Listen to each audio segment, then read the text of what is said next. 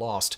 Over the next decade, many more postal workers would take out their grievances in equally horrific ways. Much like Patrick Sherrill, 34-year-old Joseph Harris of Ridgewood, New Jersey, had a history of unsettling behavior. Described by his co-workers as quiet, tense, and odd, Harris was obsessed with weapons and the military, and was often observed walking around like some karate guy, chopping his hands in the air. A mediocre worker who responded poorly to authority, Harris frequently clashed with his supervisor, Carol Ott.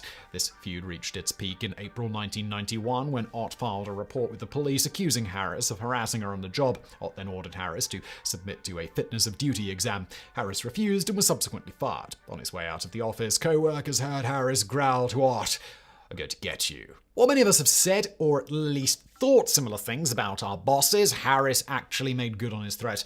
Just after midnight on October 10, 1991, Harris donned black military-style fatigues, combat boots, a bulletproof vest, a black ninja-style hood, and a gas mask, and armed himself with a 9mm Uzi submachine gun, a .22 caliber handgun fitted with a suppressor, 3 hand grenades, some homemade pipe bombs, and a Japanese katana sword.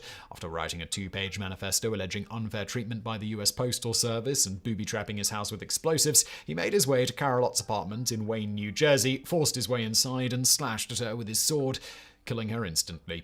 He then made his way downstairs where Ott's boyfriend, Cornelius Carsten, was watching television and executed him with a pistol shot behind the ear. But while Harris had succeeded in killing who he saw as his main tormentor, it wasn't finished yet. His grievance lay with the entire postal service. From Ott's apartment, Harris made his way to his former workplace where he shot and killed mail handlers Joseph Van der Pauw and Donald McNaught. These killings were witnessed by a passing truck driver who approached the post office to investigate. Harris opened fire, but the driver managed to escape and contact the police.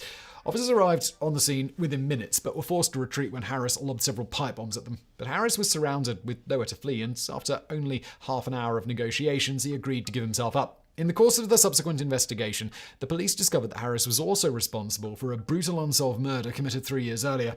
In 1988, Harris discovered that he had lost $10,000 due to shady investment broker Roy Edwards. Seeking revenge on November 16th of that year, Harris broke into the Edwards home in Montville, New Jersey, fatally shot Roy and raped his wife and 2 daughters. Given the emotional nature of both crimes, during the trial, Harris's lawyers attempted to argue their client was not guilty by reason of insanity. The jury, however, was not convinced, and in May 1993, Harris was convicted of first-degree murder and sentenced to death. Numerous appeals for clemency were denied, but in the end, Harris never faced the gallows, dying in prison of natural causes in 1996.